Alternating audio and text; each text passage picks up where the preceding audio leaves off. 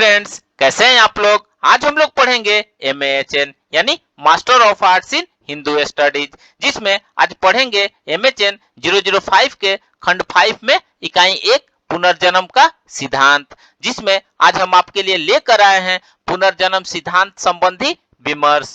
तो video start करने से पहले जो भी फ्रेंड्स हमारे चैनल पे नए आए हैं कृपया चैनल को सब्सक्राइब कर ले और बेल आइकन को प्रेस कर दे, ताकि जो भी लेटेस्ट वीडियो हमारे चैनल पे आए वो सबसे पहले आपको मिल सके। तो आइए ज्यादा टाइम को न लेते हुए चलते हैं अपने टॉपिक पर। पुनर्जन्म के सिद्धांत में पुनर्जन्म सिद्धांत संबंधी विमर्श के बारे में पढ़ते हैं। तो आइए वीडियो को स्टार्ट करते हैं। पुनर्जन्म के सिद्धांत के विषय में अनेक शंकाएं की जाती है। भारतीय दर्शन में उन शंकाओं का समाधान निम्नलिखित रूप में उपलब्ध है, जिसमें सबसे पहला है जीव जो पुनर्जन्म के विशिष्ट योनि वाले शरीर को पशु, पक्षी, कीट, मनुष्य आदि के शरीर को प्राप्त करता है, उसका कारण भारतीय दर्शन में पुनर्जन्म के विचित्र कर्मों का फल बतलाया गया है। उनके कर्मों में जो धर्म अधर्म रूप उत्कृष्ट अदृष्ट उत्पन्न होता है, वह पंच महाभूतों के सहयोग से विशिष्ट योनि वाले शरीर को जन्म देता है। इतना अवश्य है कि विशिष्ट जीव के विशिष्ट माता पिता के गर्भ में आने से जहां उस जीव के पूर्व जन्म के कर्म कारण बनते हैं, वही माता पिता के पुत्र रूपी फल के अनुभव के अनुकूल कर्म भी करण का काम करते हैं। जहां तक यह प्रश्न है कि किसी विशिष्ट योनि में जन्म लेने पर जीव उसी योनि के संस्कार क्यों उद्भूत होते हैं, उसका उत्तर वैशेषिक दर्शन में इस प्रकार से मिलता है। प्रथम तो उसके विशिष्ट इच्छा द्वेष आदि का कारण उसके अदृष्ट पूर्व जन्मों के कर्मों के संस्कार है, और दूसरे जिस योनि में वह जन्म लेता है वह योनि भी उसके अनुरूप संस्कारों को उद्बुद्ध होने में कारण है। यदि जीव मानव जन्म के बाद अपने कर्मों के अनुसार कुत्ता योनि अथवा गौ योनि को प्राप्त करता है, तो उसके पूर्व जन्मों में कुत्ता योनि या गौ योनि के संस्कार उद्भूत होते हैं, मानव योनि में नहीं। योग दर्शन में इसे सुस्पष्ट किया गया है कि जीव के पुनर्जन्मों के विविध कर्मों में जो विपाकोन्मुख होता है, उसके अनुकूल ही वासनाएं अभिव्यक्त होती है।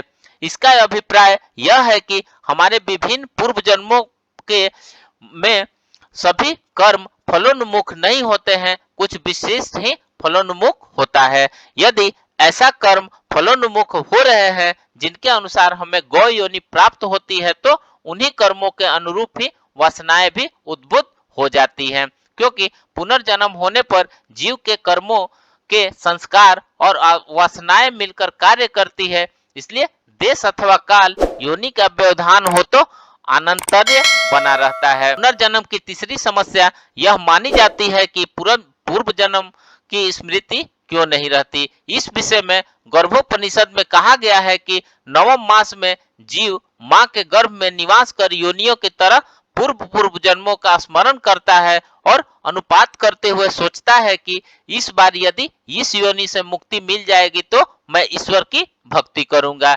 जैसे ही वह जन्म लेकर भूमि पर आता है तो उसका सब कुछ विस्मरण हो जाता है, तो अन्य किए हुए कर्मों की स्मृति आच्छादित हो जाती है। उसकी भोग रूप फल की प्रवृत्ति के कारण उस जन्म के लिए किए हुए कर्म ही स्मृतियां उद्भासित होती है। इसे भारतीय दार्शनिक परंपरा के अनुरूप भी नहीं माना जा सकता। वास्तव में विस्मरण की बात पूर्व जन्म की ही नहीं, इस जन्म की घटनाओं को भी प्राय भूल जाते हैं। बचपन में किए हुए कर्मों का विस्मरण हो जाता है तो पिछले जन्म की घटनाओं को तो भूलना स्वाभाविक ही है। अतः विस्मरण का अभिप्राय यह है कि पूर्व काल में किए हुए कर्मों का संस्कार अंतःकरण पर अंकित होता है। अंतःकरण पर पर्दा अन्यवाद के लिए कर्मों का कारण परिवर्तित हो जाता है, यह बदल जाता है। इसलिए पूर्व जन्म में किए हुए कर्म हो अथवा इस जन्म में किए हुए उनका विस्मरण होना स्वाभाविक है। यहाँ यह ज्ञातव्य है कि भारतीय दर्शन यह नहीं मानता कि पूर्व जन्म की घटनाओं को किसी भी प्रकार से यदि नहीं कर सकते, तो न्याय सूत्र में स्मृति के अनेक कारण बतलाते हुए अंत में धर्म तथा अधर्म को स्मृति का हेतु बतलाया गया है। पूर्व जन्म के स्मृति का हेतु धर्म है, जो कि वेदाभ्यास से उत्पन्न माना गया है। योग दर्शन को तो यह स्वीकार करता है कि योगी अपने पूर्व जन्म के संस्कारों का साक्षात्कार करके उनका ज्ञान प्राप्त कर लेता है।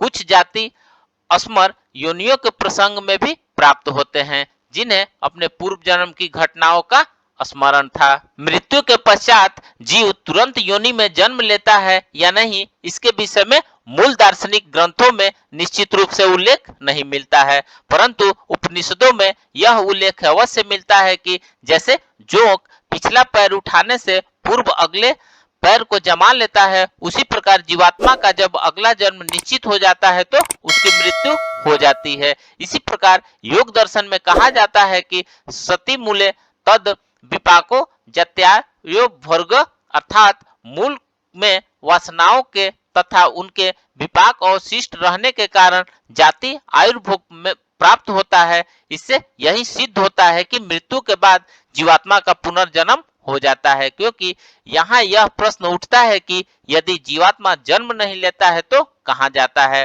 क्योंकि जीवात्मा का यह जन्म और मृत्यु का चक्र सतत रूप में चलता है। जन्म और मृत्यु, मृत्यु और जन्म का यह परिचक्र अनादिकाल से चला आ रहा है। यह चक्र तभी समाप्त होता है जब जीवात्मा की मुक्ति होती है, क्योंकि जन्म के बाद मृत्यु और मृत्यु के बाद जन्म, यदि यह क्रम नहीं रहता तो फिर जन्म होने का कारण होगा।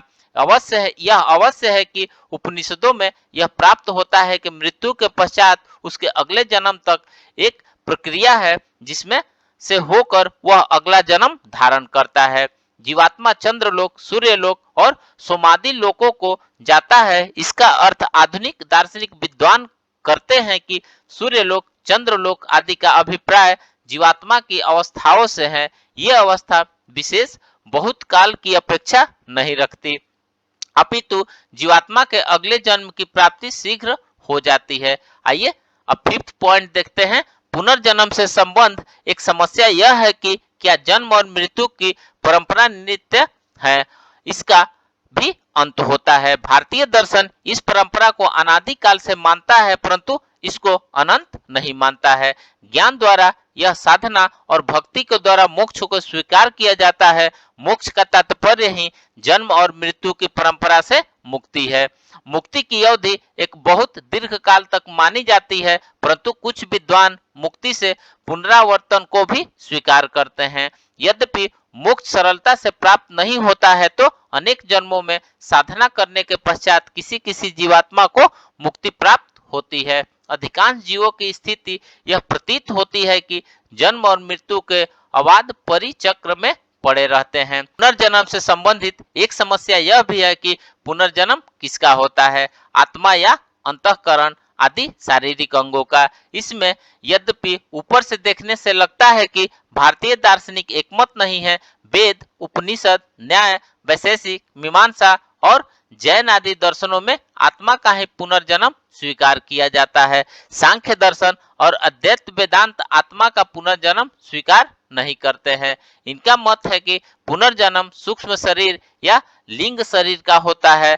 वेदांत के अनुसार लिंग शरीर में 5 कामेंद्रिया और 5 ज्ञानेंद्रिया, 5 प्राण तथा मन और बुद्धि, ये 17 अवयव माने हैं। सांख्य के अनुसार लिंग के अहंकार रहित 18 अवयव है। उपयुक्त दोनों मतों में कथन मात्र ही भेद है, क्योंकि पुनर्जन्म वास्तव में आत्मा का ही हो सकता है, जिसका अभिप्राय है कि शरीर, इंद्रिय आदि से संयुक्त होने का नाम जन्म है और वियुक्त होने का नाम मृत्यु है। यह अलग समस्या है कि जीवात्मा कुछ दर्शन परीक्षण और विपु मानते हैं, क्योंकि कारण शरीर के साथ यदि आत्मा की चेतना और उसका प्रकाश न हो तो सब कुछ जड़वत और निष्क्रिय हो जाता है। इसलिए आत्मा का पुनर्जन्म होता है, यही मानना उचित है। तो फ्रेंड्स, इस प्रकार से आज हमने पुनर्जन्म का सिद्धांत में पुनर्जन्म सिद्धांत संबंधी विमर्श के बारे में पढ़ा। तो मिलते हैं एक नए वीडियो के साथ में, तब तक हमारे चैनल पे बने रहिए। धन्यवाद।